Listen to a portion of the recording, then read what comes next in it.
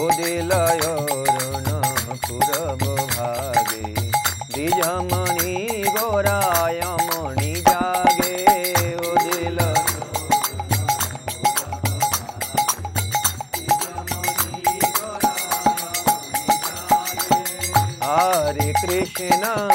हरे कृष्ण कृष्ण कृष्ण हरे हरे हरे राम राम राम हरे हरे हरे कृष्ण कृष्ण कृष्ण हरे हरे हरे राम हरे कृष्ण कृष्ण कृष्ण हरे हरे हरे राम राम राम हरे हरे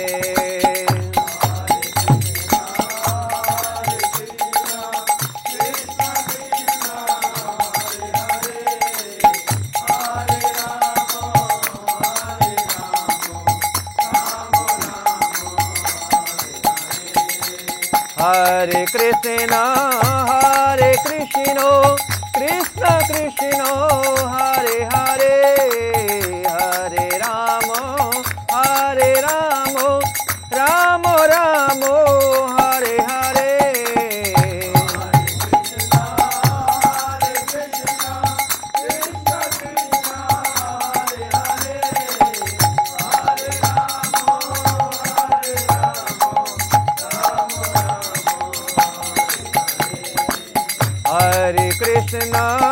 हरे कृष्ण कृष्ण कृष्ण हरे हरे हरे राम राम राम हरे हरे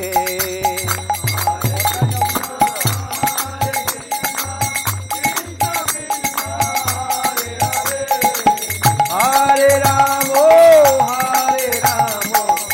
राम राम हरे हरे हरे कृष्ण कृष्ण कृष्ण हरे हरे हरे राम राम राम हरे हरे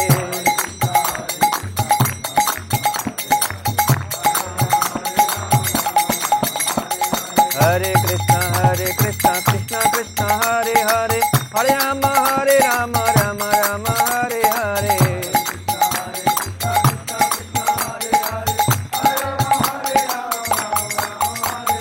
हरे कृष्ण कृष्ण कृष्ण हरे हरे हरे राम राम राम हरे हरे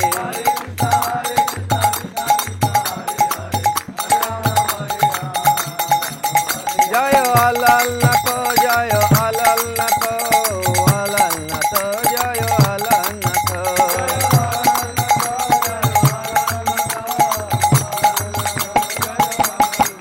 निताय गौर हरि बोल हरि बोल हरि बोल हरि बोल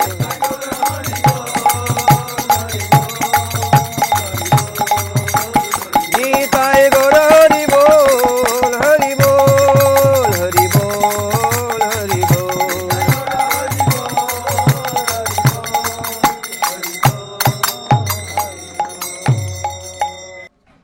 হরে কৃষ্ণ। তা আমরা আলালনাথে এসে উপস্থিত হয়েছি। তমজ্ঞানতিমিরন্ধস্য জ্ঞানাঞ্জনশলাকয়া চক্ষুরুন্মিলিतं येन তস্मै শ্রীগুরবে নমঃ। নমো বিষ্ণুপদায় কৃষ্ণপৃষ্ঠায় ভূতলে শ্রীমতে ভক্তিবেদান্ত স্বামিনীতি নামিনে। নমস্তে सरस्वती देवे गौरवाणी प्रचारिणे निर्विशेष शून्यवादी पाश्चात्यदेशतारिणे। वंशाकल्पतरुभ्यश्च कृपा सिन्धुभ्यैव च पतितानां पावनेभ्यो वैष्णवेभ्यो नमो नमो। नमो महावदन्नाय कृष्ण प्रेम प्रदायते कृष्णाय कृष्ण चैतन्य नाम्ने गौरतिशे नमः। हे कृष्ण करुणा सिंधु दीनबंधु जगतपते गोपेश गोपिकाकांत राधाकांत नमस्तुते। तप्त कांचन गौरांगी राधे वृंदावनेश्वरी वृषभानुसुते देवी प्रणमामि हरिप्रिये। जय श्री कृष्ण चैतन्य प्रभु नित्यानंद श्री अद्वैत गदाधर शिवासदि गौर भक्तवृंद। हरे कृष्णा कृष्णा कृष्णा हरे हरे, हरे राम राम राम हरे हरे।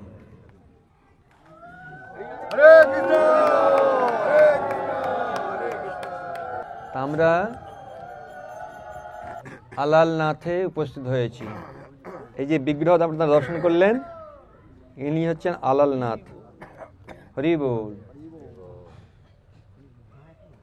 আলোয়ার নাথ, আলোয়ার মানে তামিল ভাষায় ভগবানের নিত্যসিদ্ধ পার্ষদ।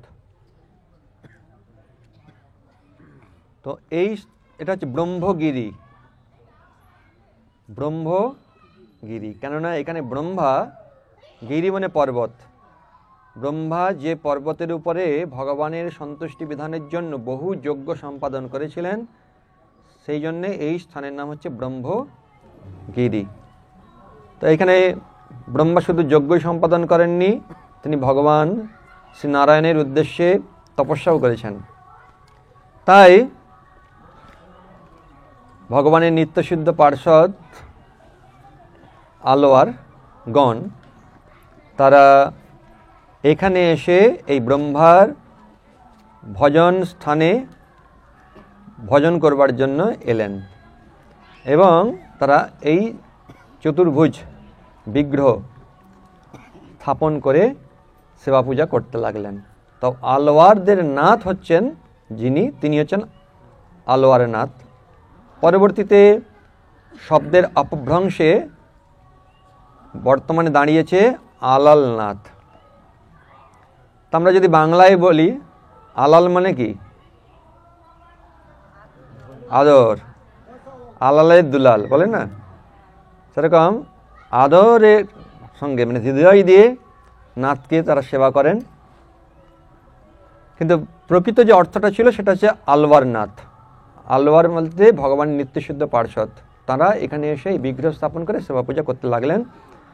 বেশ কিছুকাল তাঁর সেবা পূজা চলছিল। তারপরে তাঁরা তো গত হলেন, ভগবত ধামে চলে গেলেন। তারপরে তাদের সেবকগণ এইভাবে সেবা পূজা করতে লাগলেন। আর দক্ষিণ ভারত থেকে 1200 কোমা ব্রাহ্মণ এসে সেবা করতে লাগলেন। তো তাঁদেরই মধ্যে মানে পালা করে সেবা পূজা হয়। তা এক ব্রাহ্মণ পরিবারে তাদের পালা হয়েছে আলালনাথের সেবা করবার জন্য। কিন্তু যেই সময়টা পড়েছে, সেই পরিবারের যে ব্রাহ্মণ তার অন্য জায়গায় কিছু কাজ ছিল, মানে কিছু যজমান ছিল সেখানে, তার সেই যজমানের ঘরে যাওয়ার আবশ্যকতা ছিল। তাই তিনি তার পত্নীকে বললেন যে আমাকে তো যেতেই হবে, তো কয়েকটা দিন ছেলেটাকে দিয়ে সেবা চালিয়ে নাও। তো তার মা, মানে ছেলেটার মা, সে রান্না করে দেয়। আর সে ছেলেটাকে বলে যে বাবা বলে গেছে যে এইভাবে লাগাবি আর ঠাকুরকে ডাকবি ভোগ খাওয়ার জন্যে। হ্যাঁ, তো চলে গেছেন উনি। এরপরে রান্না টান্না করে ভোগ টোগ সাজিয়ে ছেলেটাকে ডাকছে। ছেলেটা দেখছে খেলাধুলা করছে, তো ডেকে টেকে নিয়ে এসছে। তো ভোগ নিয়ে সে মন্দিরে প্রবেশ করেছে। মন্দিরে প্রবেশ করে এবারে সে বসে আছে। তা আমাদের কী করে, মন্ত্রন্ত করে চলে যেতে হয় না, থাকা যাবে না। কিন্তু সে তো বলছে যে আমি তো কোনো জানি না মন্ত্র, আমি খুব ছোট, বাবা তো গেছে কার্য উপলক্ষে অন্যত্র, আমাকে এখন বলে গেছে তোমাকে খাওয়াতে, এখন তুমি খাও। তো খায় না, বসেই আছে। আর যত দেরি হচ্ছে সে খুব আকুলভাবে প্রার্থনা করতে শুরু করেছে।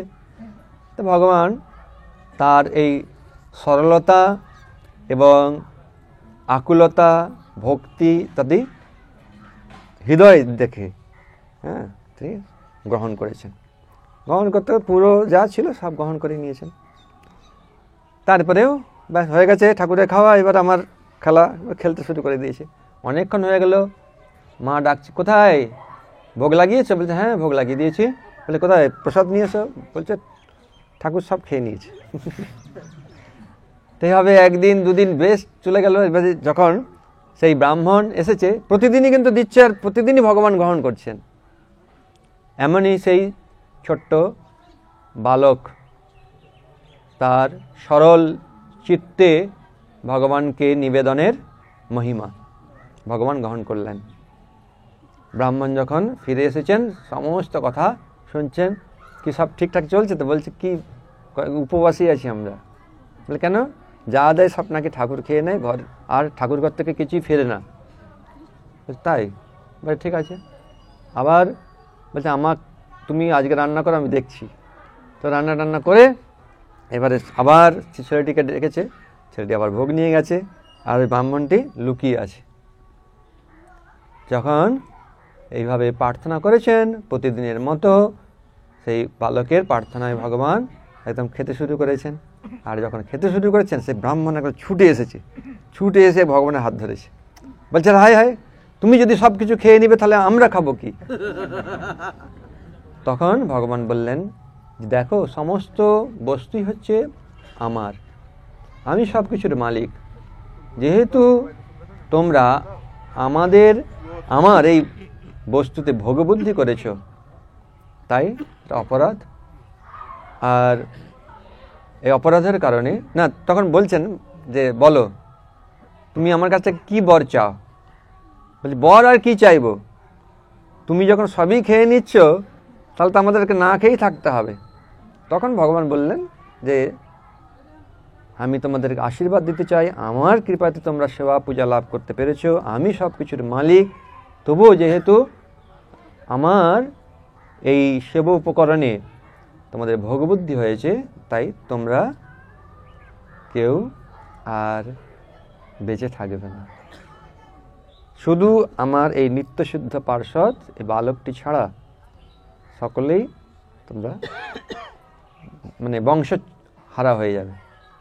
এইভাবে ভগবানের চরণে অপরাধ করার কারণে পুরো বালস যে পরিবার ছিল সবাই চলে গেল। এখন সেই ব্রাহ্মণ বালকটি সেবা করতে লাগে।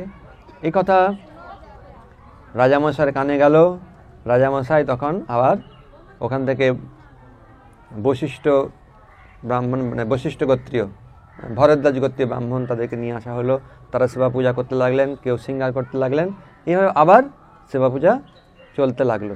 আবার ভগবানের হাতে একটু ফোসকা আছে, হাতে এখানে বুকে একবার গরম পায়েস আর কি নিবেদন করা হয়েছিল।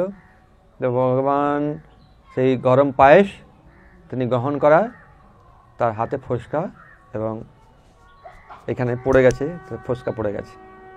বিভিন্ন সময় বিভিন্ন ভক্তদের মাধ্যমে এই সমস্ত লীলা প্রকাশিত হয়। তাই শাস্ত্র সিদ্ধান্ত অনুসারে বিগ্রহ হচ্ছে জনার্দন মূর্তি, চতুর্ভুজ, লক্ষ্মী সরস্বতী আছেন, নিচে সখীরা আছেন, ললিতা বিশাখাদের সখারা আছেন, এবং খুব সুন্দর বিগ্রহ এভাবে এখানে স্থাপিত হচ্ছেন। শ্রীমন মহাপ্রভু তিনি সন্ন্যাস গ্রহণ করার পরে, তিনি তো মাঘ মাসের সংক্রান্তিতে সন্ন্যাস গ্রহণ করলেন। সন্ন্যাস গ্রহণ করার পরে তিনি চলে যাচ্ছিলেন বৃন্দাবনে, কিন্তু নিত্যানন্দ প্রভু তাকে নিয়ে এলেন শান্তিপুরে। শান্তিপুরে 10 দিন থাকলেন। তারপরে শান্তিপুর থেকে ওই বারুইপুর ছত্রভোগ হয়ে নৌকাযোগে নরঘাট এই হয়ে তারপরে সে জলেশ্বর ইত্যাদি করে রেমুনা থেকে এলেন, বালেশ্বর রেমুনা, তারপরে থেকে এলেন ভুবনেশ্বর হয়ে পুরীতে এলেন। যখন 18 নালা, সেখানে ভক্তদের বললেন হয় তোমরা আগে যাও, নাহলে আমি আগে যাব। তখন মুকুন্দ বললেন যে আপনি আগে যান। তো মহাপ্রভু একাকী তিনি চলতে শুরু করলেন মন্দিরে এসে। তারপরে তো আপনারা শুনেছেন কীভাবে জগন্নাথকে আলিঙ্গন করবার জন্য গিয়েছেন, কিন্তু মাঝে মূর্ছিত হয়ে গেছেন, আর সারু ভট্টাচার্য তাকে শিষ্যদের দ্বারা তার ঘরে নিয়ে এলেন। তারপরে নিত্যানন্দ প্রভু, জগদানন্দ, মুকুন্দ এনারা সব ছিলেন। তো তারা যখন শুনলেন একজন সন্ন্যাসী এবং মূর্ছিত হয়ে গেছেন মন্দিরে, তাকে সার্বভট্টাচার্য তার বাড়িতে নিয়ে গেছেন। তারপরে তারা সকলে এলেন, কৃষ্ণ নাম সংকীর্তন হলো, মহাপ্রভু মূর্ছা ভাঙল, মহাপ্রভু তারপরে সার্বভট্টাচার্যকে উদ্ধার করলেন। আপনারা সার্বভট্টাচার্যের বাড়ি দেখেছেন তো? একটা আসন রয়েছে মহাপ্রভু, একটি হচ্ছে সার্বভট্টাচার্য। সার্বভট্টাচার্য 7 দিন ধরে বেদান্ত শ্রবণ করালেন। 8 দিনের দিন জিজ্ঞাসা করলেন, শ্রীকৃষ্ণ চৈতন্য তুমি কি বুঝতে পারছো? তখন মহাপ্রভু বললেন, আমি সূত্রগুলো বুঝতে পারছি। সূর্যগুলো হচ্ছে ঠিক সূর্যের মতো উজ্জ্বল, কিন্তু আপনার যে ব্যাখ্যা তা এই সূত্ররূপ সূর্যকে আচ্ছাদিত করছে, তা মেঘের মতো। ব্যাখ্যার মাধ্যমেই তো সূত্র বোঝা যায়। সূত্র মানে সংক্ষেপে লেখা থাকে। যেমন সূত্র আছে না, H2O সংক্ষেপে দেওয়া আছে, এবার একটা ব্যাখ্যা আছে, প্রত্যেক একটা ফর্মুলা আছে। শান্তির সূত্র আছে ভগবদ্গীতাতে, এরকম প্রত্যেকটা সূত্র আছে। সেরকম বেদান্ত সূত্র সেগুলো ব্যাসদেব লিখেছেন, সেগুলো বিভিন্ন আচার্যরা ব্যাখ্যা করেছেন। তো শঙ্করাচার্যের ব্যাখ্যা হচ্ছে মায়াবাদ ব্যাখ্যা, সেটি সার্বভট্টাচার্য ব্যাখ্যা করেছিলেন। তাই মহাপ্রভু সমস্ত ব্যাখ্যাকে খণ্ডন করে তিনি অচিন্ত্য ভেদাভেদ তত্ত্ব স্থাপন করে সার্বভট্টাচার্যকে তিনি ষড়ভুজ রূপ দর্শন করালেন এবং আত্মসাৎ করলেন, মানে ভক্ত করে দিলেন, মহান ভক্ত হয়ে গেলেন সার্বভট্টাচার্য। তো তারপরে মহাপ্রভু দক্ষিণ ভারতে ভ্রমণ করবেন বলে চলে গেলেন। যখন দক্ষিণ ভারতের দিকে যাত্রা করেছিলেন তখন এই আলালনাথে এসেছিলেন। তারপরে ভক্তরা তার পিছু পিছু নিয়েছে, তো মহাপ্রভু এই আলালনাথ থেকে সকলকে পাঠিয়ে দিলেন, আমার পিছনে কেউ যাবে না, শুধু একজন আছে, তার নাম হচ্ছে কালাকৃষ্ণ দাস, সঙ্গে ছিলেন, ব্যাস আর কেউ নাই। সকলকে এখান থেকে পাঠিয়ে দিলেন। আবার 2 বছর বাদে দক্ষিণ ভারত ভ্রমণ করে কৃষ্ণ নামামৃত দ্বারা দক্ষিণ ভারতকে প্লাবিত করার পরে মহাপ্রভু যখন ফিরে এলেন এইখানে আবার সংবাদ পাঠানো হলো যে মহাপ্রভু চলে এসেছেন। তাহলে বারবার মহাপ্রভু তিনি আলালনাথে এসেছেন। তারপরে হরে কৃষ্ণ, মহাপ্রভু প্রতি বছর জগন্নাথ স্নানযাত্রার পরে অঙ্গরাগ হয়। অঙ্গরাগের জন্যে বা লক্ষ্মী দেবীর সঙ্গে তিনি নির্জনে নিভৃতে কালাতিপাত করেন, একে বলা হয় অনবসর কাল। অনবসর, অবসর, বুঝতে পারছেন? দুটো শব্দ আছে না। অবসর মানে অবসর পাওয়া গেছে, একটা সময় পাওয়া গেছে, বা কোনো কাজ থেকে মানে বিশ্রাম নেওয়া, তাকে বলা হচ্ছে অবসর। তাহলে অনবসর মানে ভগবানের এমনি সাধারণত দেখা যায় ভগবান দর্শন দেয়, কিন্তু কেননা তিনি তার অন্তরঙ্গ বিশেষ করে লক্ষ্মী দেবীর সঙ্গে বিশেষ লীলা বিলাস করেন। কারণ সকলকে তো সময় দিতে পারে হয়, তাই লক্ষ্মী দেবীকে সময় দিতে পারেন না। তো এইখানে তিনি সকলের থেকে সময় নিয়ে সেই সময়টা লক্ষ্মী দেবীকে দিয়েছেন, খুবই ব্যস্ত অনবসর। তো সেখানে জগন্নাথ কাকেও দর্শন দেন না এই 15 দিন। তাই মহাপ্রভু জগন্নাথের বিরহে, অর্থাৎ দর্শন না পেয়ে বিরহে তিনি এইখানে 15 দিন অবস্থান করেন, আলালনাথকে দর্শন করেন। আর মহাপ্রভু তিনি ভাবাবিষ্ট হয়ে নৃত্য করেন, কীর্তন করেন, প্রণাম করেন। তাই তাদের প্রণাম আদির চিহ্ন আপনারা যে পাথর দেখছেন, পাথরের মধ্যে মহাপ্রভুর হাত, পা, শরীরের স্পর্শ যে পেয়েছে সেই পাথরটি এখানে এখনো রয়েছে। শ্রী চৈতন্য মহাপ্রভু যে প্রথম যখন এলেন সেই প্রথম দিনই গরুড় স্তম্ভের আগে গিয়েছিলেন, তারপরে আর কোনো দিন গরুড় স্তম্ভের আগে যাননি। আর আমরা সকলেই তো বেশি একদম সামনে যেতে চাই, একদম গর্ভমন্দিরে চলে যেতে চাই না। মহাপ্রভু দেখবেন প্রতিদিন যেখানে দর্শন করতেন সেইখানে মহাপ্রভু হাতের চিহ্ন রয়েছে, আঙুলের চিহ্ন রয়েছে। আর চৈতন্য মহাপ্রভুর চরণ চিহ্ন আপনারা দর্শন করেছেন? কারা করেননি হাত তুলতে দেখি? করেননি? তাহলে করবেন, দেখি কবে আর করবেন, যখন আবার পরে আসবেন, যদি কালকে সম্ভব হয়, হবে না মনে হয়, তো পরে আসে দর্শন করবেন, জিজ্ঞাসা করে নেবেন চৈতন্য মহাপ্রভুর চরণ চিহ্ন।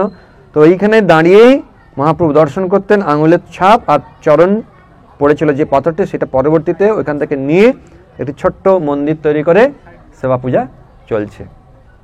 তো মহাপ্রভু যেখানে যেখানে গিয়েছেন, হ্যাঁ, সেখানেই সমস্ত পাথর আদি গলে গেছে। ঠিক যেভাবে আমরা দেখতে পাই আজও বৃন্দাবনে শ্রীকৃষ্ণ, শ্রীমতী রাধারানী বা সখীদের, সখাদের, গোবৎস, গো সকলের চিহ্ন রয়েছে, চরণ চিহ্ন, চরণ পাহাড় দুটো জায়গা আছে। তো সেরকম এখানে সেই নিদর্শন আমরা দেখতে পাচ্ছি। চৈতন্য মহাপ্রভু প্রতি বছর তাহলে এই অনবসরকালে 15 দিন ছিলেন এখানে। আর একবার গোপীনাথ পট্টনায়ক, সে রাজার কাছ থেকে কিছু লোন নিয়েছিল, মানে ঋণ করেছিল, কিন্তু সে পরিশোধ করতে পারেনি।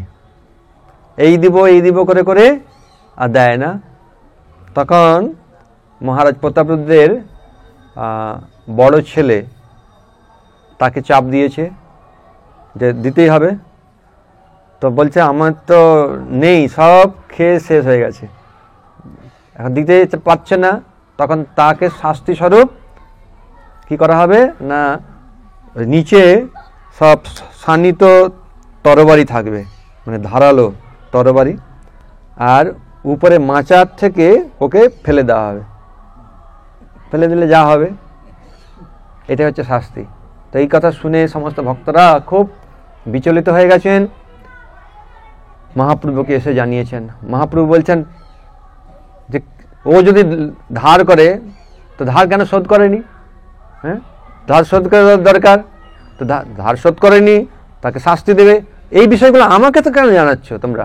হ্যাঁ, এই বিষয়ের কথা তোমরা জগন্নাথকে জানাও, আর বারবার এরকম যদি করো আমি আর এখানে থাকবো না। তো আবার ভক্তরা এসে উপস্থিত হয়ে গেছে। তো মহাপ্রভু তিনি এখানে চলে এলেন।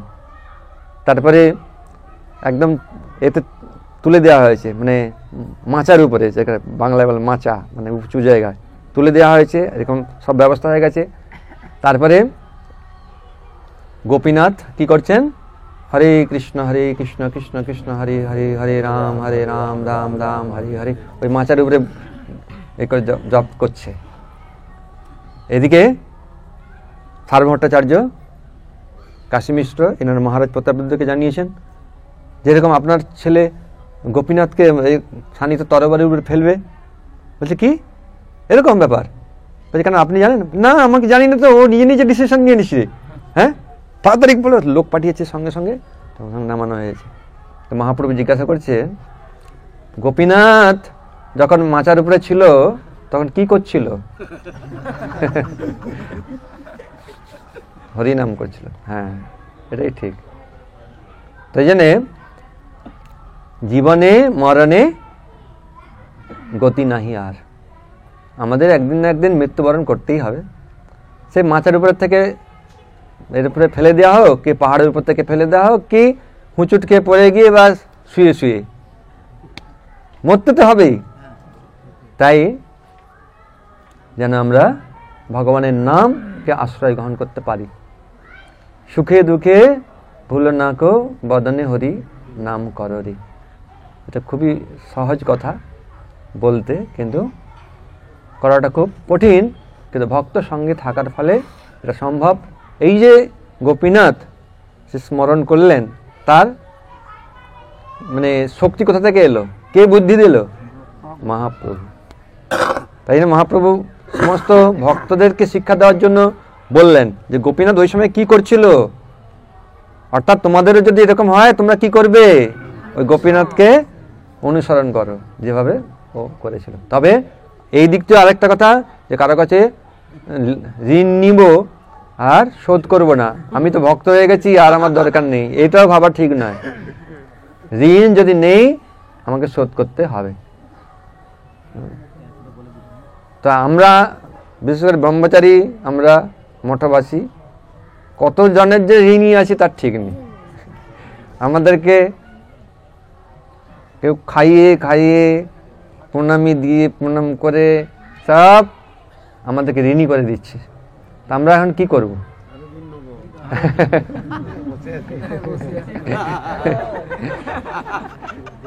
তো একটাই কর্তব্য, যেটি শ্রীমদ্ ভাগবতে বলা হচ্ছে, গত মুকুন্দ পরিহিত কর্তব্য।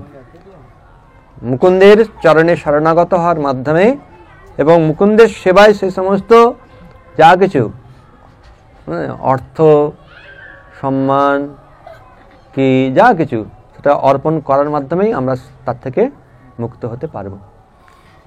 তো সকলেই, আপনাদের মাতাজি থেকে শুরু করে প্রভুজিরা, সকলকে তো কেউ না কেউ প্রণাম করে, কেউ না কেউ তো বলে যে বৃন্দাবনে এসেছে, পুরীতে এসেছেন, কেউ তো না কেউ বলেছে তো যে মাতাজি যাচ্ছেন, 50 টাকা নিয়ে যান, ওখানে দিয়ে দিবেন, আমার নামে হোক, আপনি আপনার মতন সেবা করবেন, এরকমও তো বলে। তো যদি সেই 50 টাকা আমি না সেবায় লাগাই তাহলে কি হবে? তার ফলটা নিজে পেতে হবে।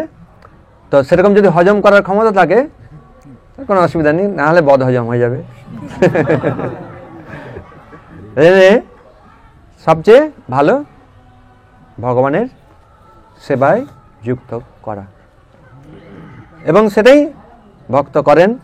আর বিশেষ করে ধাম আদি যখন আমরা বাস করি, তখন এই ঘরের কথা, ওই কথা, কে কি করছে না করছে, এইগুলো বেশি আলোচনা করা উচিত নয়, এই শিক্ষা মহাপ্রভু দিলেন। তাই নিবৃত্তে, এই বিষয়ের থেকে দূরে থাকবার জন্য, নিবৃত্তে বাস করবার জন্য এই আলালনাথে মহাপ্রভু এসেছিলেন। মহাপ্রভুর এই হচ্ছে ভাব। তো বারংবার প্রতি বছর মহাপ্রভু এই স্থানে আসতেন। মহাপ্রভু অত্যন্ত প্রিয় এই স্থান আলালনাথ।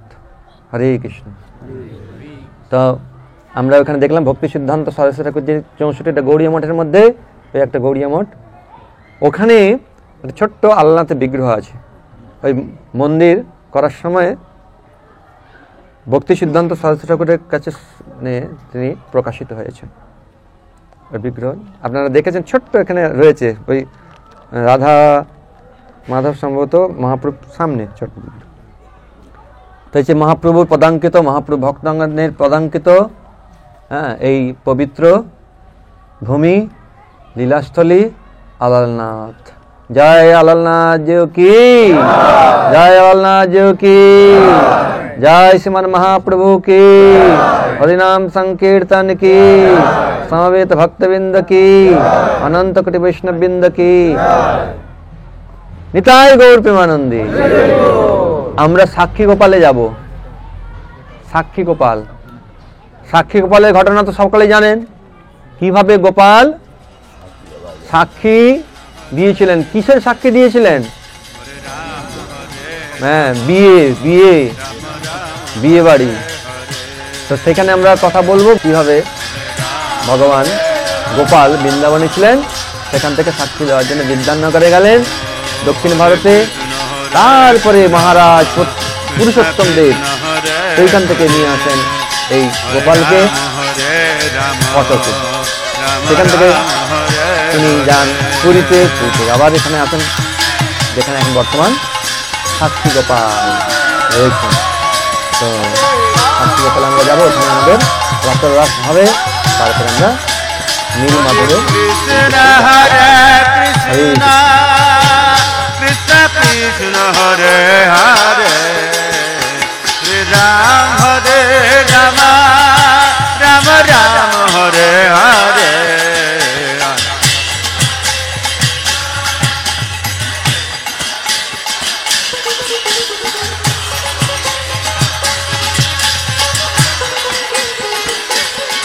হরে কৃষ্ণ হরে কৃষ্ণ, কৃষ্ণ কৃষ্ণ হরে হরে, হরে রাম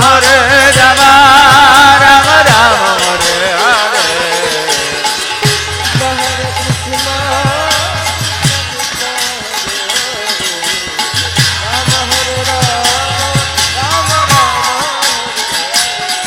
হরে কৃষ্ণ হরে কৃষ্ণ, কৃষ্ণ কৃষ্ণ হরে হরে, হরে Ram Ram, Ram Ram Hare Hare.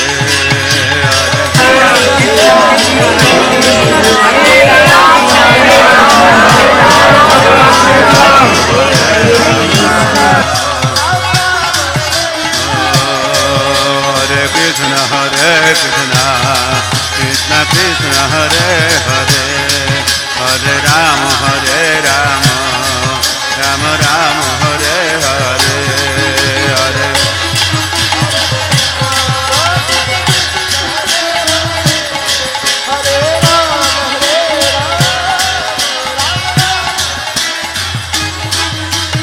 Krishna Hare Krishna Krishna Krishna Hare Hare Hare Ram Hare Rama Rama Rama Hare Hare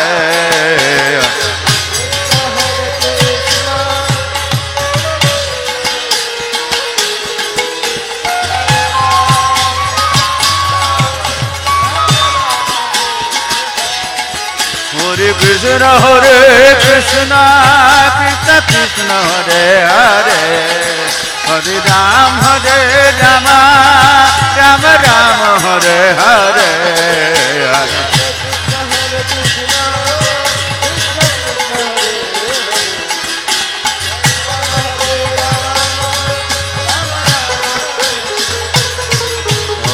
Krishna Hare Krishna আমরা সমস্ত ভক্তবৃন্দ ইসকন পানিহাটি থেকে এসেছি।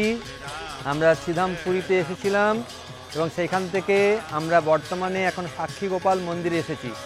তো সাক্ষী গোপাল অত্যন্ত প্রসিদ্ধ মন্দির।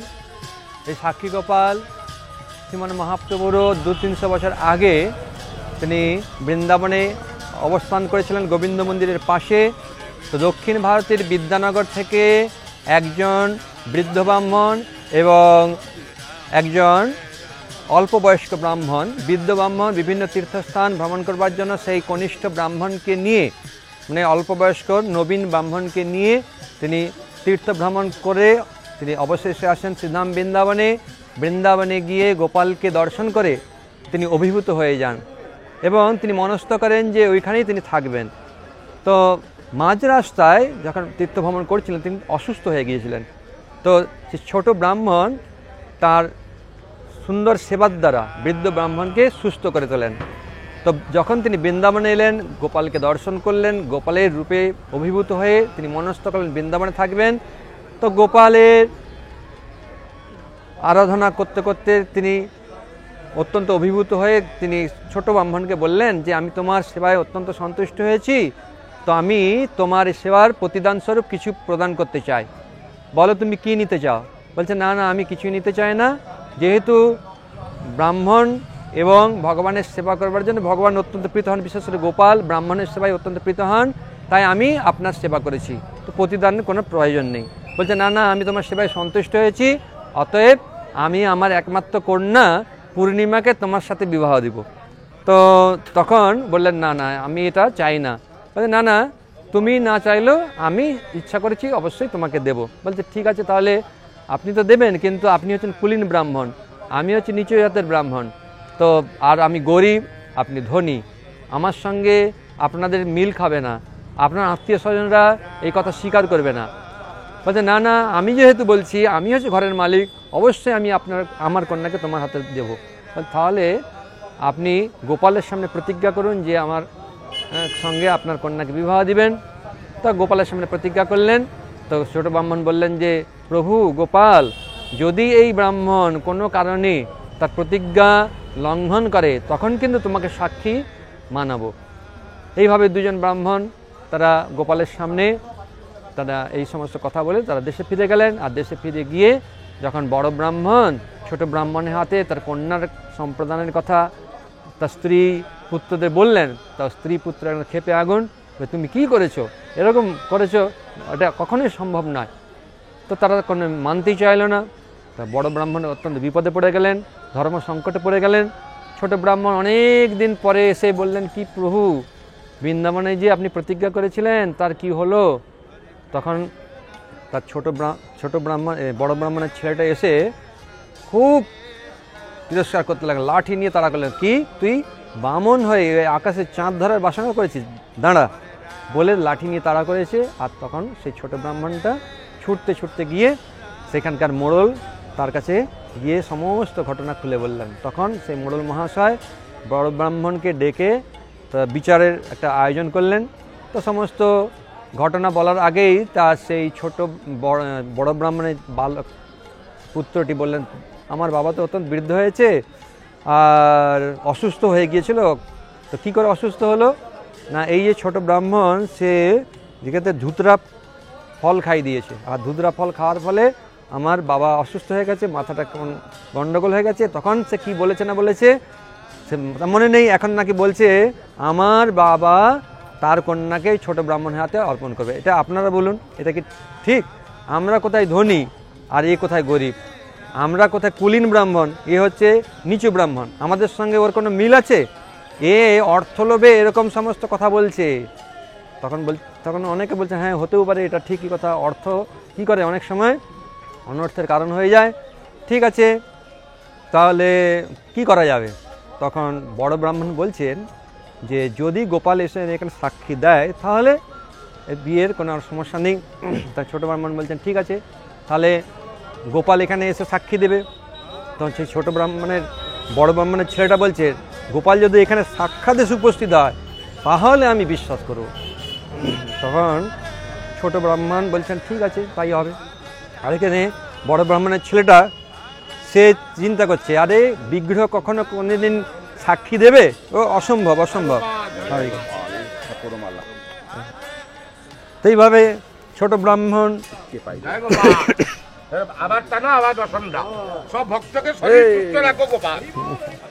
তো তারপরে সেই ছোট ব্রাহ্মণ তিনি আবার বৃন্দাবনে এলেন, গোপালকে বললেন যে গোপাল তোমাকে ওখানে গিয়ে সাক্ষী দিতে হবে। বল ঠিক আছে আমি আবির্ভূত হয়ে সাক্ষী দিয়ে দেবো। বলছে না আবির্ভূত হলে হবে না, তোমাকে সাক্ষাৎ এসে সাক্ষী দিতে হবে। তখন বলছেন দেখো তুমি কি কোনোদিন শুনেছ যে বিগ্রহ হেঁটে যায়? বলছেন না তা শুনিনি, কিন্তু বিগ্রহ যে কথা বলে এটাও শুনিনি। তাহলে কথা যদি বলতে পারে তাহলে হেঁটে যেতে পারবে না কেন? তাহলে কথা যখন বলছো তুমি হেঁটে যাবে। ঠিক আছে তবে যাবো, তবে তখন পিছনে তাকাবে না। তো আমি বাঁশি বাজাতে বাজাতে যাব আর পায়ের নুপুরের ধ্বনি শুনতে শুনতে তুমি যাবে, পিছনে তাকালে কিন্তু সেখানে থেকে যাব। প্রতিদিন ভিক্ষা করে এক সের অন্যের চাল রান্না করে ভোগ দেবে।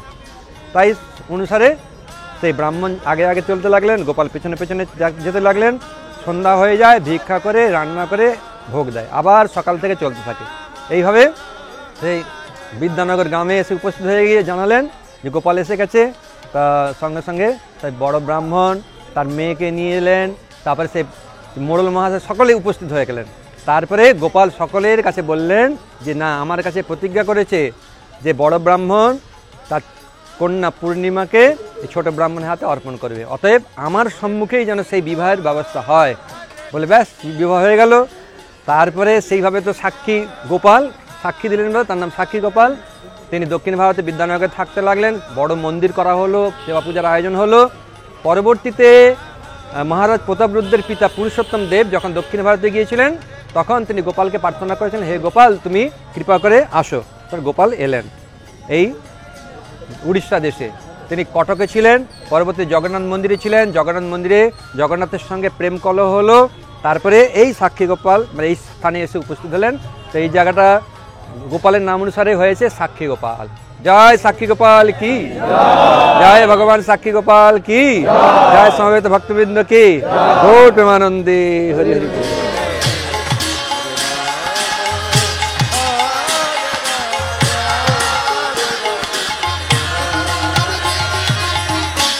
হরে কৃষ্ণ হরে কৃষ্ণ কৃষ্ণ কৃষ্ণ হরে হরে, হরে রাম হরে রাম রাম রাম হরে হরে, হরে কৃষ্ণ হরে Krishna Krishna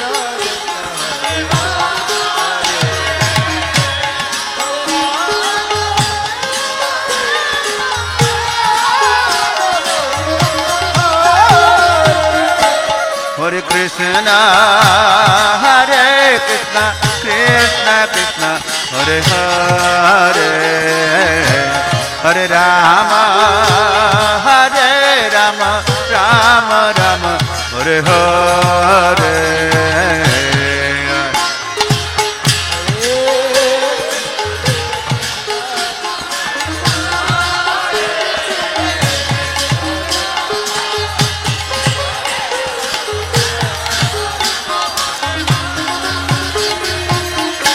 Hare Krishna, Krishna Krishna, Hare Hare, Hare Rama, Rama Rama, Hare Hare, Hare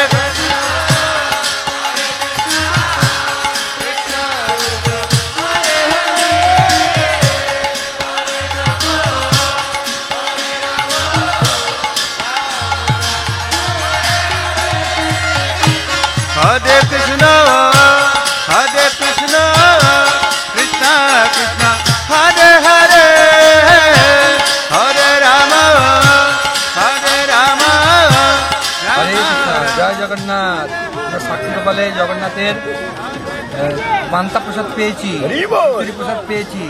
তার সঙ্গে রয়েছে আলু ভাজা, লবণ লঙ্কা, তারপরে সুন্দর ছানার জিলাপি, কলা, পকোড়া, অনেক কিছু। আর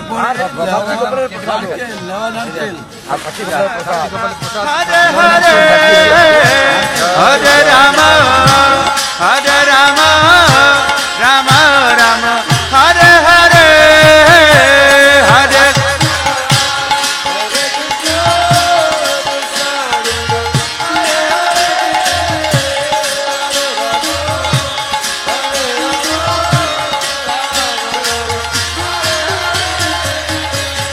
Hare Krishna, Krishna Krishna, Hare Hare,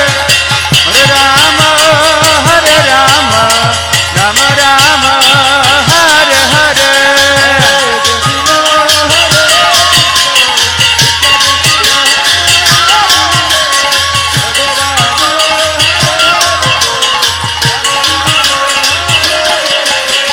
Hare Krishna,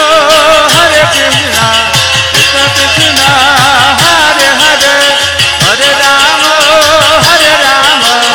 Rama Rama, Hare Hare.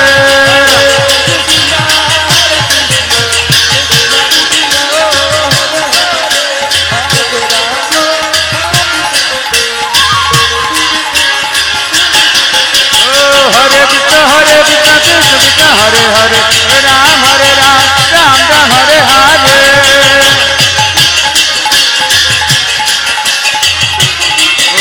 Hare Krishna, Krishna Hare Hare, Hare Ram, Ram Ram, Hare Hare.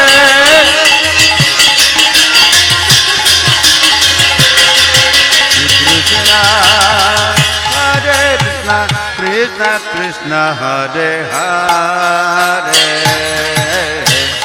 Hare Ram, Ram Ram, Hare Hare.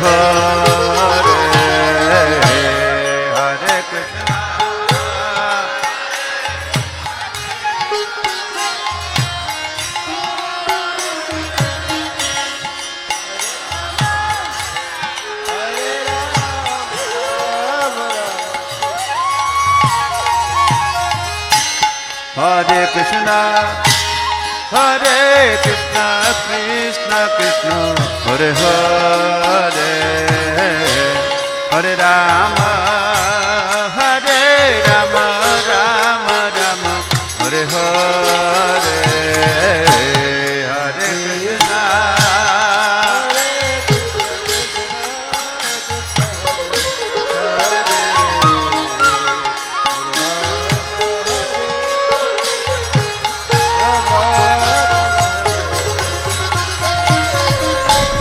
Hare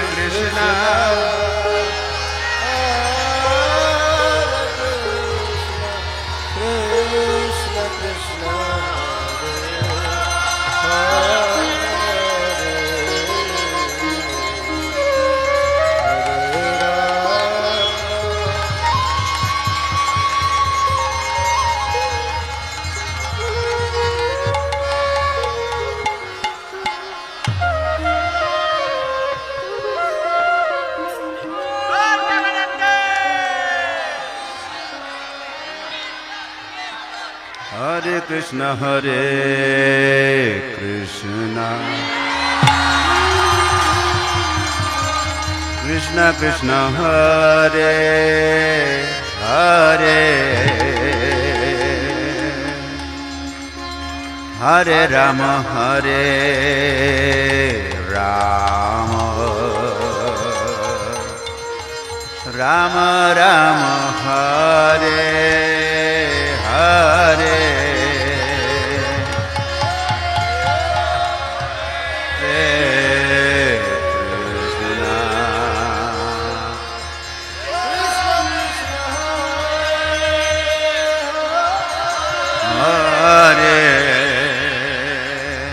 Hare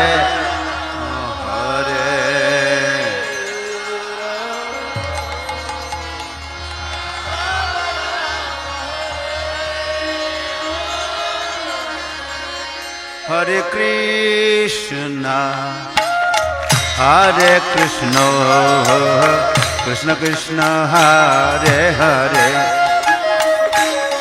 Hare Ram नानालंकार युक्तं नवघन रुचिरं लक्ष्मीधात्री सुपारुषं शंखं चक्रं अभयवरकरं पीतकोशवासं देवे पादार्ज वंदन कलिकुलु सहरं धर्म कामादि हेतु श्रीवत्संगं कवलनयनं माधवतं नमामि। ये जो भगवान जी है उनका नाम है नील माधव। नील माधव जी जो है वो चतुर्भुज भगवान है। आप जहाँ पर नारायण जी का दर्शन करेंगे हर जगह देखेंगे शंख चक्र और गदा पद्म, लेकिन यहाँ पर जो नील माधव जी है उनके ऊपर दोनों हाथ में शंख चक्र है और नीचे का दोनों हाथ है, इसमें लक्ष्मी जी और सरस्वती जी के सर के ऊपर हाथ रखा है। हम जैसे मेहनत करने से हमारा लोम से पसीना निकलता है, उस तरह भगवान जी का बाँव पैर का छोटा अंगूठ से बूंद बूंद होकर गंगा निकलता है। नील माधव, नील शब्द यानी जगन्नाथ, माँ शब्द यानी सुभद्रा, धव शब्द यानी बलदेव। नील माधव, माधवो माधवो वाक्यं माधवो माधव हरे स्मरन्ते साधव नित्यं सकल कार्य सुमाधव। नील माधव जी दर्शन नहीं तो जगन्नाथ दर्शन न कुछ पुण्य नहीं। यही जो पर्वत पर नील माधव विराजमान अच्छे यही पर्वतर नाम अच्छे ब्रह्माद्रि पर्वत। जखने मर्त्यमंडले प्रथमे नारायण पूजा होइछिलो এই पर्वते स्वयं नील माधव के ब्रह्मा नारायण रूपे पूजा करछिलो। ওই জন্য এই पर्वतर नाम अच्छे ब्रह्माद्रि पर्वत। এই जो बाड़ी अच्छे এই बाड़ीर नाम अच्छे कंटिलो। काटा काटा एक पेड़े এই जंगल परिपूर्ण ওই জন্য बाड़ीर नाम अच्छे कंटिलो। नील माधव, नील वर्ण हेले जगन्नाथ, माँ हेले सुभद्रा, धव हेले बलदेव। नील माधव जी दर्शन नहीं होगा तो जगन्नाथ दर्शन कुछ पुण्य नहीं। আপনার जो पुरी तक जगन्नाथ के दर्शन करलाम, ये जो जगन्नाथ मंदिर के जो महाराज निर्माण करছে उनार नाम अच्छे इंद्रदुम्न महाराज। इंद्रदुम्न महाराज अच्छे मालव देश राजा, अवंती नगर राजा इंद्रदुम्न महाराज। उनाके स्वप्नादेश हलो कि जो कलिजुगर मानव किभाबे साक्षात नारायण के दर्शन करिवे। भगवान तो विभिन्न जुगे विभिन्न अवतार नियेछिलो, किन्तु कलिजुगर भगवान नारायण अवतारटा कि होबे ওই জন্যে ব্রহ্মলোক গিয়েছিল ইন্দ্রদুম্ন মহারাজ। ব্রহ্মা বলছিল কি মর্ত্যমণ্ডলে নীল মাধব আছে, আপনার সন্ধান করি প্রতিষ্ঠা করুন। তখন চারদিকে চারটা দূত ইন্দ্রদুম্ন মহারাজ পাঠাইছিল।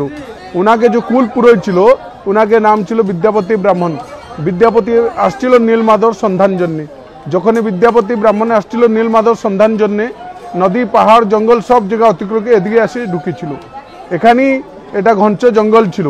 এই যে নদী আছে এই নদীর নাম হচ্ছে মহানদী। ওড়িশার সবুঠু বড় নদী হচ্ছে মহানদী। মহানদী স্নান, নীল মাধব দর্শন, মানব জন্ম সফল। এখানে কে লোক থাকে না, এটা ঘঞ্চ জঙ্গলে পরিপূর্ণ ছিল। এই যে জঙ্গলের রাজা ছিল, এই জঙ্গলের রাজার নাম ছিল বিশ্বাবসু সবর। বিশ্বাবসু সবরের সাথে তার মেয়ে থাকে। যখন বিদ্যাপতি নীলমাধব সন্ধান জন্য আসছিল নদী পাহাড় জঙ্গল সব জায়গা অতিক্রমে এদিকে ঢুকেছিল। যে সবর রাজা পূজা করছিল তার একটা মেয়ে ছিল, তার নাম ছিল ললিতা। ললিতার সাথে ললিতা কি করছিল না তার সাথীর সাথে ওই আখিরে চোখ বাঁধি ছুপাছুপি খেলছিল। ওই রাস্তায় বিদ্যাপতি ব্রাহ্মণ চলে গেছিল। ললিতার আখিরে তো চোখ বাঁধা ছিল, ও বিদ্যাপতি ব্রাহ্মণকে তার সহেলি ভাবি পকড়ছিল। ওই সময়ে শবর জাতির একটা নিয়ম ছিল, শবর মেয়েকে যে স্পর্শ করিব তাকে বিয়া করিব, নাই তো তাকে মৃত্যু দণ্ড দিয়া যাব। ও রাজার আদেশে ভগবানের সন্ধানে আসছিল ও তার শর্তরে রাজি হয়ে তাকে বিয়া করছিল। তার বাড়ি তাকে অনেক দিন থাকিছিল। দেখিকি প্রত্যেক দিন সকালবেলা বিশ্বাবসু শবর চলে যায়, বিকেলের সময় বাড়ি থেকে চলে আসেন। এই তো সবল লোক জানোয়ার শিকার টিকার করা জানি, কিন্তু প্রত্যেক দিন কিছু না কিছু ভোগ নিয়ে যায়। যে ফলমূলটা জঙ্গলে হয়ে ওটা পুজো করি তার বাড়ি থেকে নিয়ে যায়। একদিন বিদ্যাপতি জিজ্ঞাসা করলাম ললিতাকে, তুমি তো আমার খাওয়ার জন্যে সবাই দিন ভোগ দিচ্ছ, তোমার তো জঙ্গলি লোক সবলি লোক, তুমি তো জানোয়ার শিকার কর না তোমার পেশা, কিন্তু আমি দেখছি কি বাবা প্রত্যেক দিন সকালবেলা চলে যায়, বিকেলের সময় আসেন আর বাড়ি আসার সময় কিছু না কিছু ভোগ নিয়ে আসে, আমাকে বলো বাবা কোথায় যায়। এটা তো গুপ্ত কথা ছিল। বললো কি বাবা নীলমাধব সন্ধান জন্য পুজোর জন্য যাইছি। বললো কি আমি নীলমাধব দর্শন জন্য যাব। তো একদিন সকালবেলা ওনার শর্ত হলো কি আমি তোমাকে নিয়ে যাব, কিন্তু ওখানে যাওয়ার জন্য রাস্তা দেখেও না। ওনাকে শর্ত হলো তোমার আখড়ে চোখ বাঁধা যাবো, আমি তোমাকে রাস্তা দেখেও না। তো ও কি করলাম, তার পত্নীকে বললা কি আমাকে একটু কপড়ার মধ্যে কিছু সরষে দাও।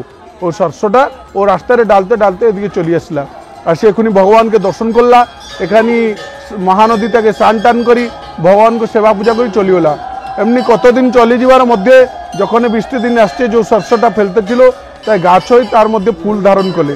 ও একদিন রাত্রে পূর্ণিমার রাত্রে আসছে ভগবানকে ওই সরিষ ফুলের রাস্তায় আজকে নবার্জনে আসছে। ভগবান নারায়ণ অন্তর্যামী ভগবান সবাইর মনের কথা জানি, কাহা মনের কি আছে। ভগবান সবাইর মনের কথা জানি, কাহা মনের গর্ব আছে, কাহা মনের অহংকার আছে, ভগবান সবাইর কথাটা জানি। ওই জন্য ভগবান কি করছে, নারায়ণ তো গর্ব সহে না, ও যখন আসছে এখনই ভগবানকে নেওয়ার জন্য ভগবান ওনাকেও দর্শন দিল না। ও এখানে ভগবানকে না পাই ও তার জীবনকে ছেড়ে দেওয়ার জন্য উদ্যম করছিল। তখন একটা কাক আসি রোহিণী কুণ্ডে ঝাঁক মারি চলি গেল, আর শূন্যবাণী হলো কে বিদ্যাপতি আপনার যায়েন, আমি 3 খণ্ড নিম কাঠভাবে যাব। কোথায় যাব না, এই যে মহানদী আছে, মহানদী যেখানে যাই মহাসমুদ্রের সঙ্গম হয়েছে তার নাম চক্রতীর্থ বাঙ্কি মহান আছে, ওইখানে লাগিব। নীলমাধবর আদেশ থেকে 3 নিম কাঠ ভেসে গেল, যেখানে নদী আর সমুদ্র সঙ্গমস্থল তার নাম হচ্ছে চক্রতীর্থ বাঙ্কি মহান, ওইখানে লাগলো। তাকে নেই গুন্ডিচা মন্দির, যখন জগন্নাথ রথযাত্রা জন্য যায় ওইটা হচ্ছে ভগবানের জন্মবেদী যজ্ঞবেদী, ওইখানে ভগবানের প্রথমবার কাজ হয়েছিল। ওখানে দারু ব্রহ্মকে নিয়ে গেলো, ওখানে ভারতবর্ষকে অনেক কারিগর আসলো, কিন্তু কাহার অস্ত্রশস্ত্র কাজ করলে না। বিশ্বকর্মা নীলমাধবর আদেশে বিশ্বকর্মা বুড়া মানুষ রূপ ধরে এখানে প্রকট হয়েছিল। ও 21 দিন সময় নিচ্ছিল। ওনার জন্য 2টা শর্ত ছিল। প্রথম শর্ত হচ্ছে 21 দিন তক দরজা খোলা যাবে না। दूसरा शर्त হচ্ছে যে বাড়ি থেকে কাজ হবে তার চতুর্দিকে ভজন কীর্তন লাগবে, যেরকম ভিতরে কি হয় বাইরের লোক জানবে না। এমনি এক 14 দিন হয়ে গেলো, প্রত্যেক দিন ইন্দ্রদুম্ন মহারাজ আসে, তার সাথে তার পত্নী গুন্ডিচা দেবী আসে, দরজা पे কান লাগায়, ভিতর থেকে শব্দ আসে, শুনে চলে যায়। যেদিন 14 দিন হয়ে গেলো ভিতর থেকে কিছু শব্দ আসলে না, বললো কারিগর তো বুড়া মানুষ, কুছ খায় নেই কুছ পিয়া নেই, কারিগর মারা যাব তো আমাকে ব্রহ্মহত্যার দোষ লাগবে। যখন দরজাকে খুলি দিলাম ভগবানের হাত নেই পাও নেই, ভগবান কলিযুগরে অধাগড়া রইলে।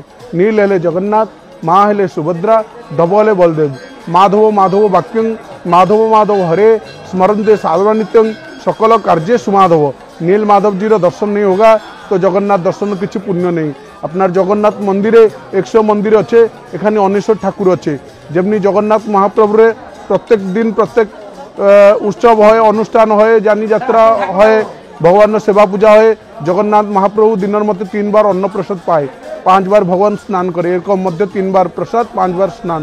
যেমনি জগন্নাথ মহাপ্রভুর 12 মাসে 13 ফাংশন হয়, অনুষ্ঠান হয়, এরকম নীলমাধবের মধ্যে 12 মাসে 13 ফাংশন হয়, কিন্তু এখানে রথযাত্রা হয় না। যেরকম জগন্নাথ মহাপ্রভু ঝুলন যাত্রা, চন্দন যাত্রা, সবাই যানী যাত্রা উৎসব হয়।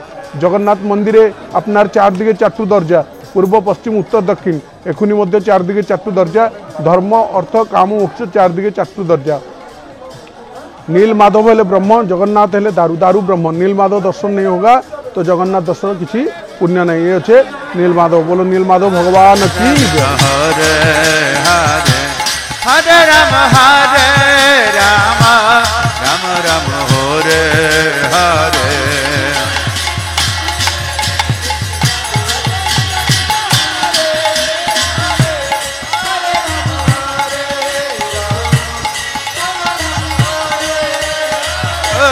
हरे कृष्ण कृष्ण कृष्ण हरे हरे हरे राम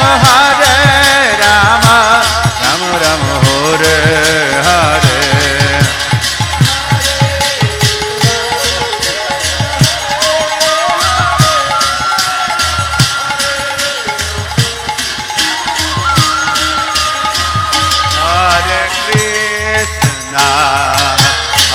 কৃষ্ণ কৃষ্ণ কৃষ্ণ হরে হরে হরে রাম রাম রাম হরে হরে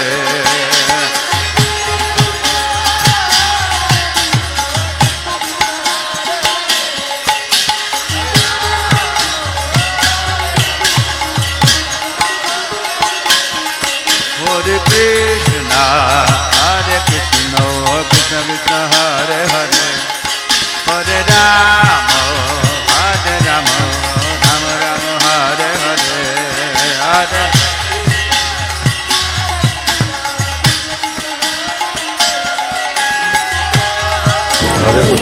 না এখনটা পুরি প্রসাদ পাইছি মতে এত আনন্দ লাগুছি কইবা পারুনি এত আনন্দ লাগুছি হরে কৃষ্ণ জয় জগন্নাথ জয় Nilmadhab Hare Rama, Hare Rama, Rama Rama, Hare Hare.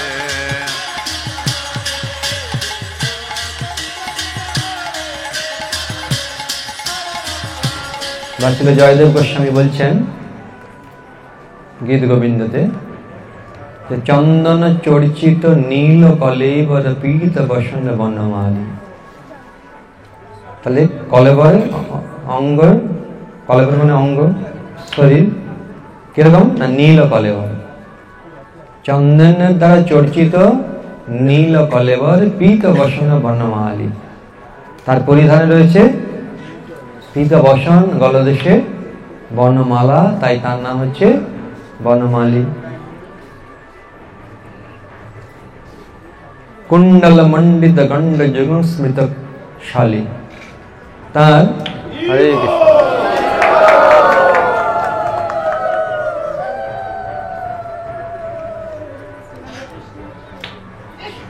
Shri ভক্তি সিদ্ধান্ত সরস্বতী ঠাকুর ভগবানের নিত্যসিদ্ধ পার্ষদ, তিনি বর্ণনা করেছেন যে শ্রীকৃষ্ণের অঙ্গকান্তি অতসী পুষ্পের মতো। অতসী পুষ্প আপনারা দেখেছেন? একটা হলুদ ধরনের হয়, কিন্তু একটা দেখবেন ঠিক বেগুনি কালার আছে, একটু নীল বেগুনি ধরনের, এটা অতসী পুষ্প হয়। তো সেইরকম ভগবানের অঙ্গকান্তি। তবে জড়জাগতিক কোনো উদাহরণ দিয়ে ভগবানের সেই দিব্য অঙ্গের কান্তির বর্ণনা দেওয়া যায় না, বা কোনো অঙ্গেরই বর্ণনা দেওয়া যায় না। যদিও বারংবার বিভিন্ন শাস্ত্রে বলা হয়েছে ভগবানের মুখ হচ্ছে অরবিন্দের মতো, মুখারবিন্দ বা কমল নয়ন, পদ্মপানি, পদ্মদর, পদ্মপাদ, চরণ কমল, বিভিন্ন উপমা দেওয়া হয়েছে কমলের সঙ্গে, অর্থাৎ পদ্মের সঙ্গে তুলনা করা হয়েছে। এবং পদ্মের মধু হচ্ছে অত্যন্ত সুস্বাদু এবং সুগন্ধ যুক্ত, মানে হালকা মিষ্টি সৌরভ। এই জন্যে মধুমক্ষী পদ্মফুলের মধুই পান করতে অত্যন্ত ভালোবাসে। যখন সে পদ্মফুলের উপরে বসে, পদ্মফুল সাধারণত সূর্যের উদয়ের সঙ্গে সঙ্গে প্রস্ফুটিত হয়, আবার সূর্য যখন অস্ত যায় ধীরে ধীরে সেও কি হয়, সংকুচিত হয়ে যায়। হ্যাঁ, কিন্তু মধুমক্ষী, মৌমাছি মধুপানে এত ব্যস্ত থাকে সে ভুলেই যায় যে সূর্য অস্ত চলে যাচ্ছে এবং পদ্মটি ধীরে ধীরে সংকুচিত হয়ে যাচ্ছে, ফলে সে আটকা পড়ে যায় এবং মারা যায়। তাহলে এই যে জড়জগতের পদ্মের উপরে বসে মধু পান করলে কি হবে, একদিন বেশি মধু পান করলে তন্ময় হয়ে গেলে মারা যাবে। কিন্তু কেউ যদি ভগবানের চরণ কমলের মুখারবিন্দের মধু পান করে, তাহলে তার জীবন আরো নিত্য হয়ে উঠবে, নিত্য হয়ে উঠবে। সে অমৃত। এই জন্য বলা হচ্ছে ভগবানের কথা, ভগবানের নাম, রূপ, গুণ, লীলা আদি সকলে হচ্ছে অমৃত। কৃষ্ণ ভাবনা অমৃত, অর্থাৎ এই শরীর ত্যাগের সঙ্গে সঙ্গে সেটা শেষ হয়ে যায় না, বা কালের দ্বারা সেটা প্রভাবিত হয় না। এই জন্য একে বলা হচ্ছে অমৃত। তাই গোপীরা বলছেন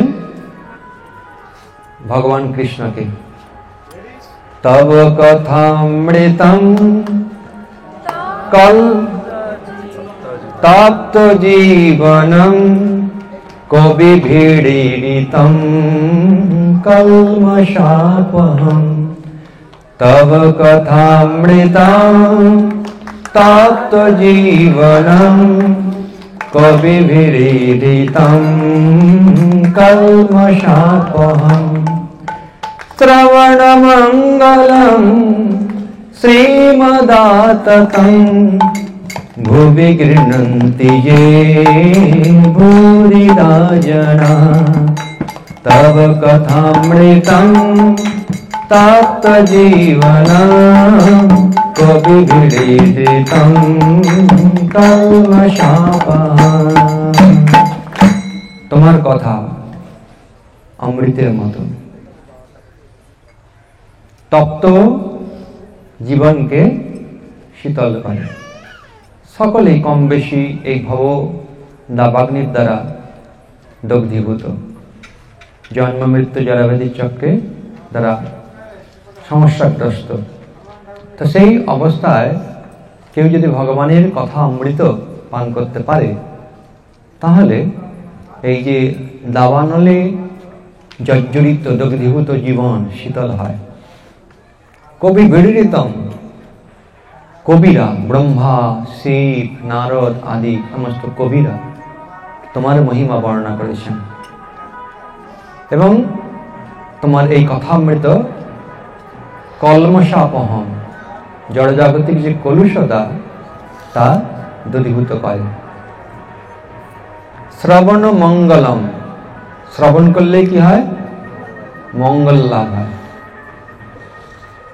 শ্রবণ মঙ্গলম শ্রীমদাততম, এবং তার সমস্ত ঐশ্বর্যযুক্ত শ্রীমৎ সৌন্দর্য এবং মাধুর্য পরিপূর্ণ, এবং তা প্রদান করে।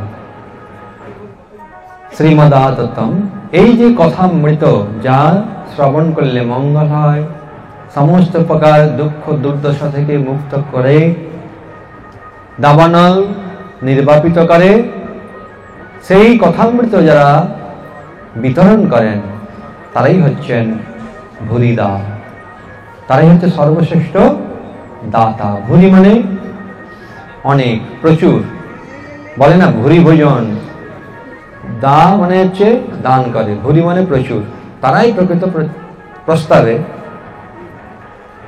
প্রচুর দান করছেন, সেই দানের কোনো সীমা নেই, অসীম।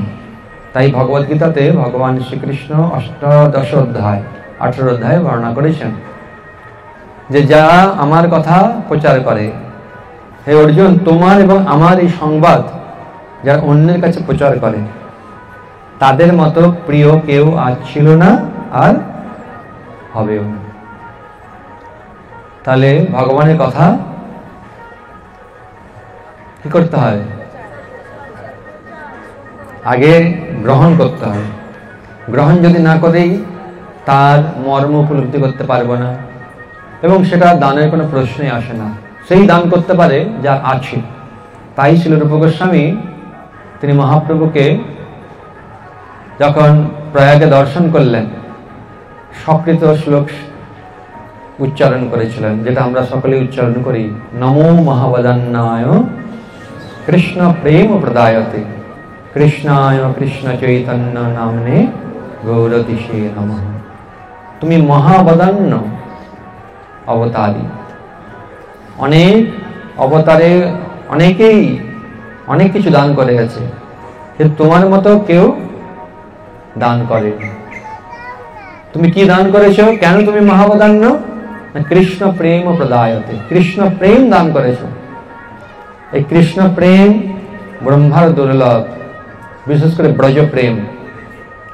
চারিভাবের ভক্তি দিয়া নাচাম ভুবন, দাস্য সখ্য বাৎসল্য মধুর। বিশেষ করে মহাপ্রভু মধুর রসে বিতরণ করেছেন। আর সেটি হচ্ছে জয় জয় উজ্জ্বল রস সর্বরস সার, পরকীয়া ভাবে যাহা প্রচিতে প্রচার। সেই উজ্জ্বল উন্নত রস ভক্তি তিনি প্রদান করেছেন। এই জন্যে স্বরূপ দামোদর গোস্বামী তার কর্চাতেও সেটি উল্লেখ করেছেন যে অনর্পিত চরিং চিরাত করুণায় অবতীর্ণ কলৌ সমর্পয়িতম উন্নত উজ্জ্বল রসাংশ ভক্তি শ্রীয়। তাহলে অনর্পিত, অনর্পিত মানে অর্পিত হয়নি। চরিং, চরিং মানে হ্যাঁ না, চরিং চিরাত, চিরাত মানে হচ্ছে হরে গো জয় নীলমাধব কি জয়।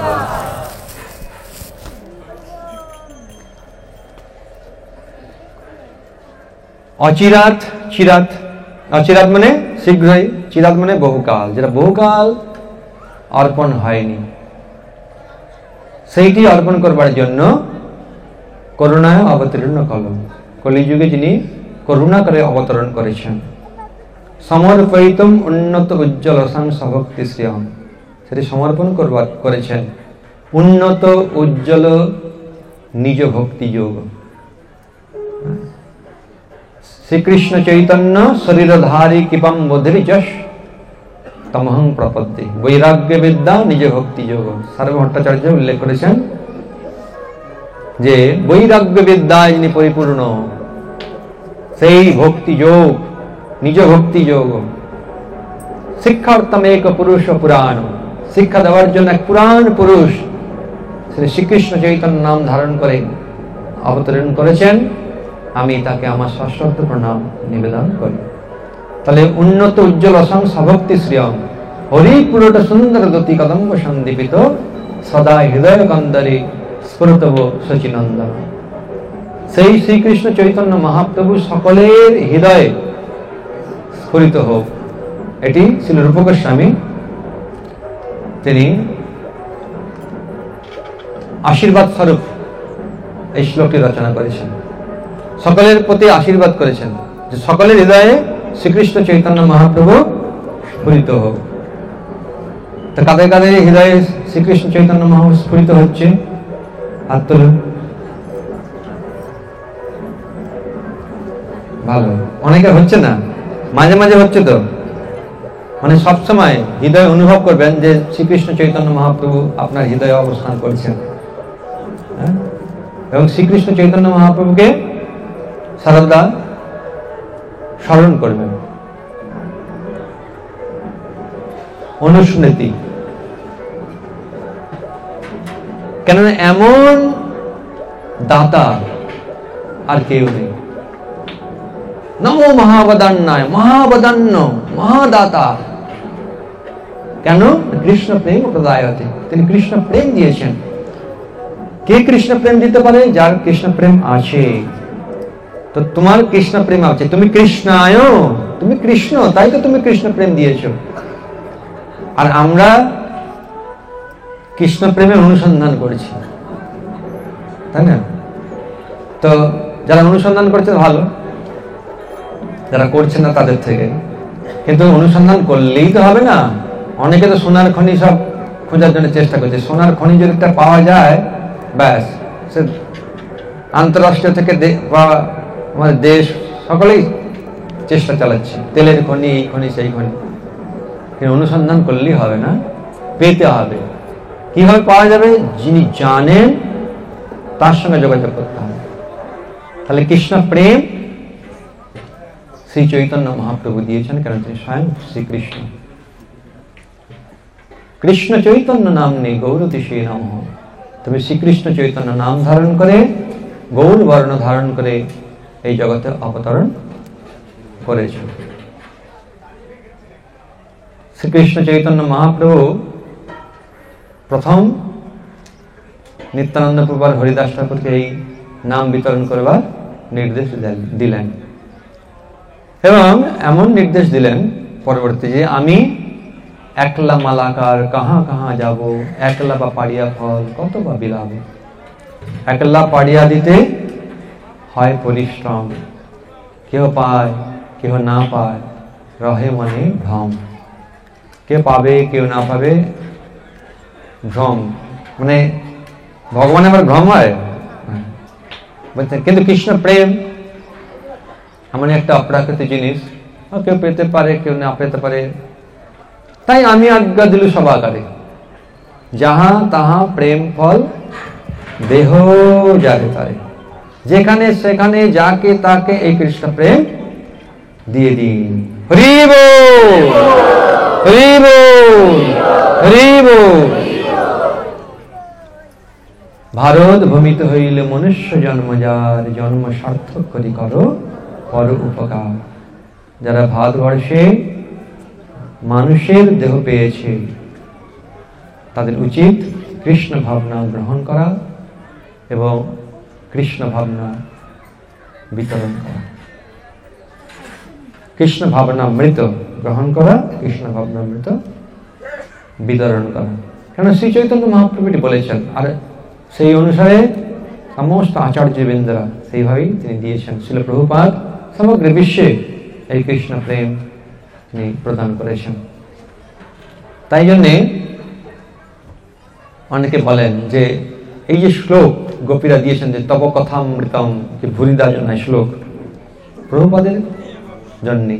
প্রভুপাদ দেখুন ভুরিদা, তিনি প্রচুর সমগ্র বিশ্বে এটি প্রদান করেছেন, যাকে তাকে তিনি দিয়েছেন, যেখানেই গ্রাহক পেয়েছেন সেখানেই তিনি দিয়ে দিয়েছেন। তো আমরা এখানে এই কথাগুলো কেন বললাম? এই জন্যে যে আমরা যেটুকু চেতনা, মানে সৎ চেতনা আমরা লাভ করেছি, কৃষ্ণ ভাবনা মৃত গ্রহণ করতে পেরেছি, ততটুকুনি যেন আমরা অন্যকে প্রদান করার চেষ্টা করি। কিন্তু যেটা জানি না সেই বিষয়টা যেন চর্চা না করি, তাহলে কি হয়, সমস্যা হয়ে যায়। যেটা জানি না ঠিক আছে, সঙ্গে সঙ্গে আবার অন্য কোনো কারোর কাছে জেনে তারপর সেটা জানানো উচিত। তাই জন্যে আমরা আপনাদের অনেক আকাঙ্ক্ষিত এই কন্টিলা, এই নীল মাধব স্থানে উপনীত হয়েছেন না? কারা কারা প্রথমবার এসেছেন? প্রায় সবাই। কারা কারা দ্বিতীয়বার এসেছেন, মানে আগেও এসেছেন? আগেও এসেছেন।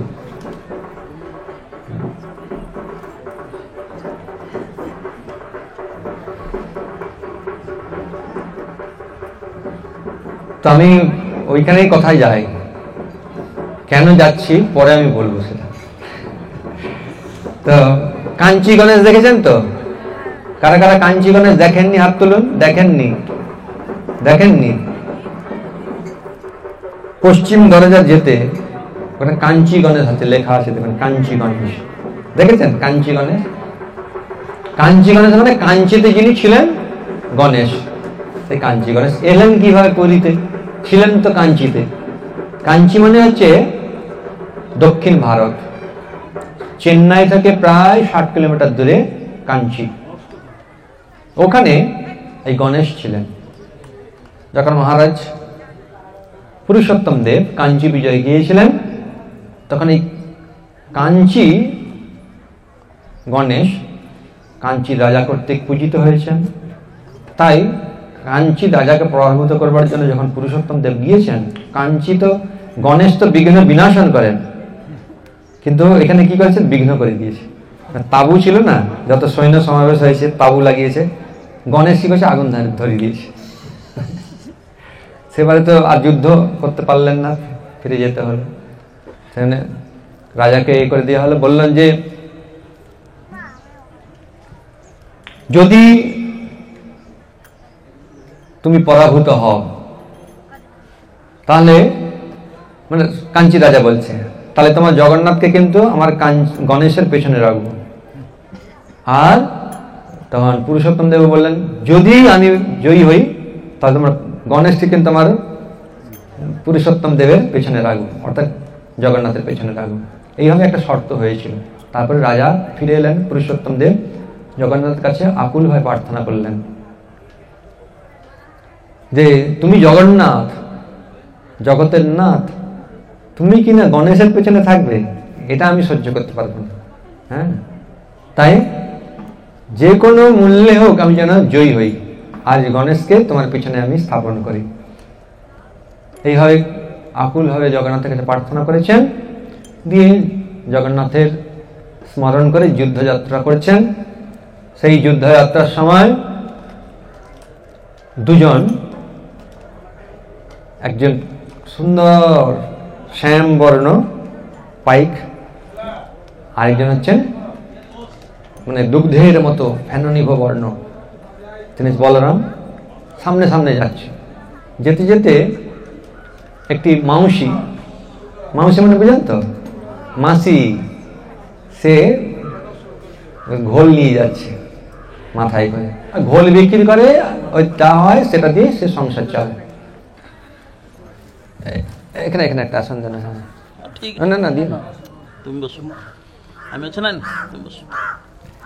তারপরে ঘোল পরিত্যক্ত ভাবে পান করেছেন, তারপরে পয়সা চেয়েছেন। বলছে আমরা পয়সা পাবো কোথা, আমরা তো রাজার সৈনিক। বলছেন কিন্তু আমি তো পয়সা ছাড়া কি করে তোমাকে দেবো, আমার এইটুকুন নিয়েই আমার সংসার চলে। তো বলে দেখো আমরা তো দুজন পাইক সৈনিক, তো রাজামশাই পয়সা দেবে।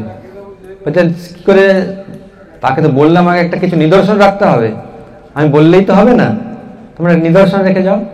তখন সেই দুই ভাই, দুইজন সৈনিক, তারা বিশেষ করে শ্যামবর্ণ যে সৈনিকটি, তিনি একটা আংটি খুলে দিয়ে দিয়েছেন, এটা রাজামশাইকে দেখাবে, দেখালেই উনি বুঝতে পারবেন আর তোমাকে যথাযথ মূল্য প্রদান করবেন। এই বলে পাইক দুটো চলে গেছেন, আরেকদের রাজামশাই যাচ্ছেন, তখন সে একদম মাঝে দাঁড়িয়ে গেছে, দাঁড়ান দাঁড়ান দাঁড়ান দাঁড়ান। কি হয়েছে, সঙ্গে পাইকেরা অন্যান্য সব যারা সৈনিক ছিল, এই সরো সরো সরো, রাজামশাই আসছেন। বলছেন না, রাজামশাই সঙ্গে আমার খুব দরকার। তবে জগন্নাথের ইচ্ছা, রাজামশাই দাঁড়িয়ে গেছেন, বলে বলো। যেরকম দুইজন সৈনিক তো পরিতৃপ্তভাবে একদম ঘোল পান করলো, পয়সা চাইতে গেলাম কিন্তু সে দিল না, এই মুদ্রিকাটা দিয়েছে আপনার থেকে আমাকে, হ্যাঁ, মূল্য নিতে বলেছে। ঠিক আছে দাও, দিয়েছেন। দেখছি হীরার আংটি, সেখানে লেখা আছে জয় জগন্নাথ, জগন্নাথের নাম লেখা আছে। এখন এই যে রাজামশাই দেখি বুঝতে পারলেন, আর তার কোনো প্রকার সংশয় নেই, এই যুদ্ধে আমি জয়ী হবই। কেন? কৃষ্ণ বলরাম যাচ্ছে যুদ্ধ করবার জন্য। হ্যাঁ, তাই জন্যে যুদ্ধ হলো, আর তুমুল যুদ্ধতে